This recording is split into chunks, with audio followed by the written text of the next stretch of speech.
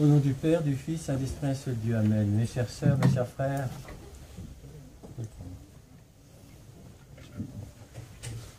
vous avez entendu ce long évangile et vous avez vu aussi la réticence et l'obstination des Juifs qui ne peuvent pas comprendre que le Christ est le Fils de Dieu, qu'il est Dieu lui-même. Et nous voyons Jésus qui rencontre l'aveugle et il éclaire ses disciples sur les causes de son infirmité. Comme vous avez entendu dans l'Évangile, ce n'est pas par ses péchés que cet homme souffre, ni par les péchés de ses parents. L'épreuve n'est donc pas toujours un châtiment. Il procède à la guérison de l'infirme.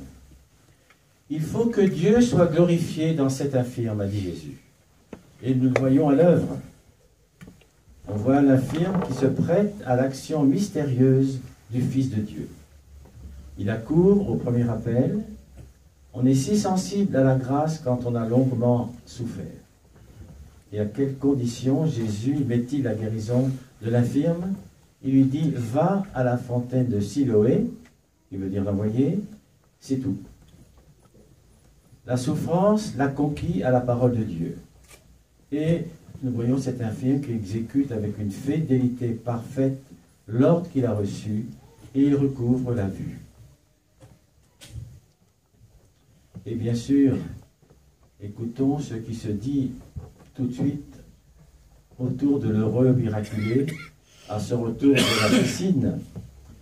Tout a tellement changé dans sa physionomie, dans son attitude, dans toute sa conduite, qu'on ne le reconnaît pas. C'est un autre homme. Dieu est intervenu miraculeusement, et gloire à Dieu. Et aussi, cet infirme va devenir le témoin de Jésus. Parce que le Seigneur nous dispense toujours ses miracles. Mais pourquoi il nous fait ces miracles? Parce qu'il a cette puissance et l'amour qu'il porte à ses créatures, mais aussi parce qu'il y a un message derrière. Il veut aussi que nous le glorifions et que nous le faisons connaître par notre exemple. L'aveugle guéri comparaît devant le tribunal des pharisiens. L'occasion lui est donnée de parler de son bienfaiteur, de dire son nom, de raconter ses merveilles. Et il nous donne une leçon incroyable, cet infirme. C'est un nouveau disciple. Sa foi vient à peine de naître, et déjà, le voilà déjà à l'épreuve de la persécution et du mépris des hommes. Et bien sûr, les Juifs ne supportent pas. Comment se fait-il que tu vois? Disent les pharisiens. Ils l'ont vu, pourtant, mais ils ne veulent pas croire. Il y en a certains qui veulent voir pour croire, mais eux, ils ont vu, ils ne veulent pas croire. Il leur dit, et c'est l'infirme qui dit, bon, il explique, il a mis de la boue, de la salive sur ses yeux, il les a frottés, je me suis lavé et je crois. C'est-à-dire, je vois, donc je crois. Et il leur dit, et bien sûr, il est l'objet de critique parce qu'on ne veut pas admettre la vérité. Parce qu'on est aveuglé par son orgueil, on est aveuglé par sa petite science. On ne peut pas imaginer que le Fils de Dieu fait ce miracle. Il a pris une matière, c'est-à-dire la salive, tout simplement de la boue. Il a dit une parole et je vois. C'est une confession de foi aussi éclatante que brève, comme le Seigneur. Il a guéri tout de suite et lui tout de suite il confesse. Cet homme infirme, il a discerné toute la puissance divine dans l'opération sacramentelle. Il en a recueilli les bienfaits et il sera inébranlable. C'est ce que nous devrions être aussi inébranlables dans notre foi quand nous avons reçu les sacrements, quand le Seigneur nous fait aussi à sa hauteur. Le Christ nous a créés, mais il veut aussi que nous soyons semblables à lui. C'est-à-dire lorsque les grands pères de l'Église comme Saint Cyprien, Saint Athanase, d'autres aussi disent « Dieu s'est fait homme afin que l'homme puisse être fait Dieu ». Bien sûr, on ne sera jamais Dieu, le problème n'est pas qu'on va devenir Dieu selon son essence, mais selon la grâce qu'on a reçue de Dieu. Et si on est reconnaissant, nous sommes un peu aussi des fidèles serviteurs du Seigneur. Alors on continue, les juges, pharisiens continuent à insister, cet homme n'est pas un envoyé de Dieu. Et l'infirme, il ne sait rien des difficultés qu'on peut lui faire. Lui, il est étonné que certains ne comprennent pas ou n'acceptent pas. Il n'a fréquenté aucune école savante, il a passé la vie à mendier sur le chemin, mais ce n'est pas la lumière de la science orgueilleuse qui éclaire, c'est l'Esprit de Dieu. Et fort de cette assistance divine, l'infirme va plaider la cause de Jésus-Christ. C'est avec son cœur qu'il discerne le vrai. C'est son amour qu'il entend mettre au service de son bienfaiteur. Que penses-tu de cet homme, lui dit-on? Et il ne sait pas très bien ce que c'est, mais il dit, je pense que c'est un prophète. Un prophète, c'est tout ce que sa pensée peut lui représenter de plus grand. Prenez et prenons aujourd'hui ensemble cet infirme comme modèle, parce que la cause de Jésus-Christ est toujours à défendre, et aujourd'hui plus que jamais. Et ensuite, cet aveugle guéri va devenir le défenseur de Jésus. Il va devenir comme un apôtre. Il va confesser hautement sa foi en la mission divine de Jésus-Christ. Et ça, c'est toute notre croyance, hein, que Jésus, le Fils, est consubstantiel au Père, et de même nature.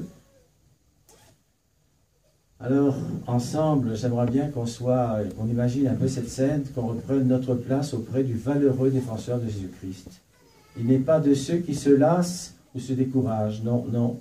Parce que les ennemis de Jésus sont décidés à en finir. Et ils disent, nous savons que cet homme est un imposteur. Nous savons cela, la science le démontre, leur science le démontre, nos livres en font foi. Il y a une telle assurance est de nature à égarer la foule, comme aujourd'hui, il y a beaucoup de non-chrétiens qui nous persécutent et qui ont des idéologies folles et qui maintiennent cette idée que, au nom de Dieu, il faut tuer tous ceux qui ne sont pas comme nous. Mais le Père Céleste se fait une joie de susciter à son Fils, Dieu, des défenseurs parmi les pauvres et les déshérités. Écoutons ce déshérité, ce pauvre aveugle, qui maintenant voit venger l'honneur de Jésus-Christ. Il oppose le fait concret, aux discussions stériles. J'étais aveugle et je vois, cela me suffit.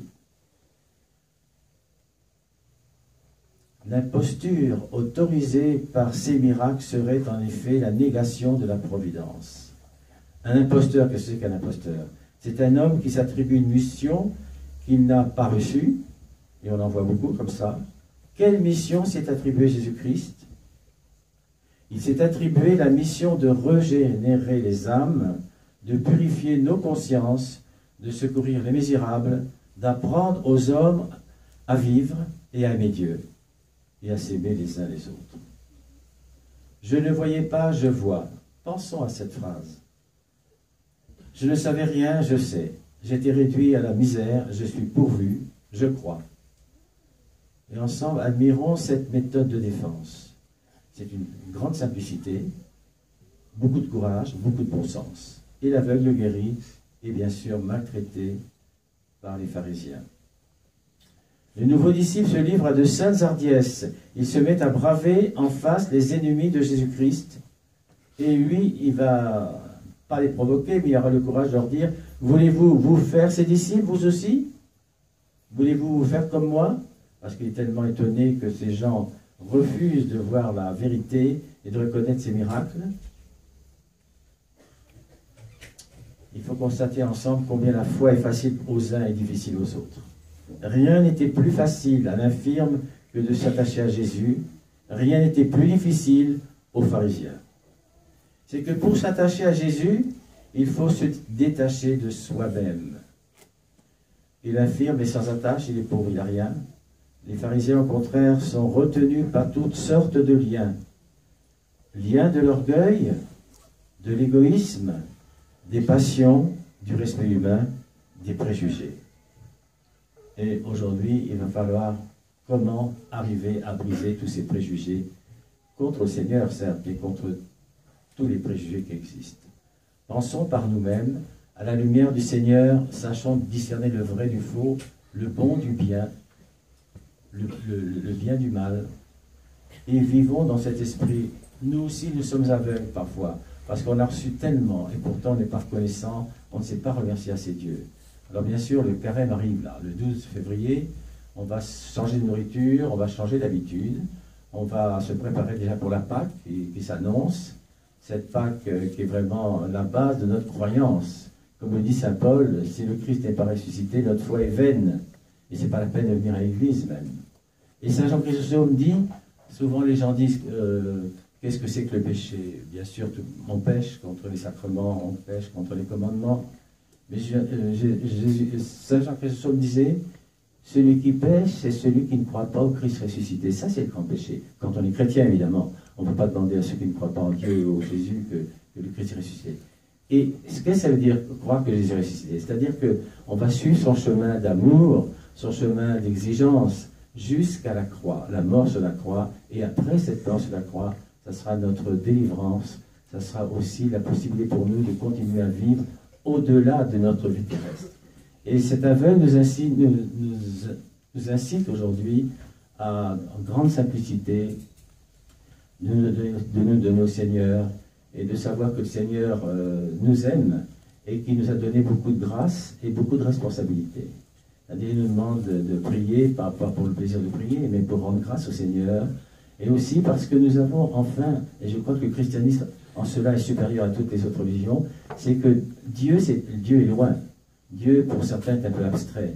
Mais nous avons le Fils de Dieu, le Verbe qui s'incarne, le Logos incarné.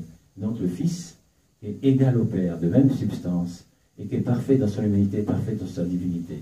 Ça, c'est tout notre credo, notre croyance, et qui fait de nous des orthodoxes, parfaits, justes. Mais le Seigneur nous demande toujours, nous sommes faibles, pécheurs, il sait que nous avons des tentations, il sait que nous faisons des transgressions, mais si nous avons un sincère repentir, si nous regrettons vraiment nos fautes par la confession, par le sacrement de réconciliation, nous sommes réunis avec le Seigneur, et rien ne peut nous arriver de mal, même quand tout apparemment va mal. Que la bénédiction du Dieu Tout-Puissant, le Père, le Fils, le Saint-Esprit, descende sur vous, il reste pour toujours. Amen.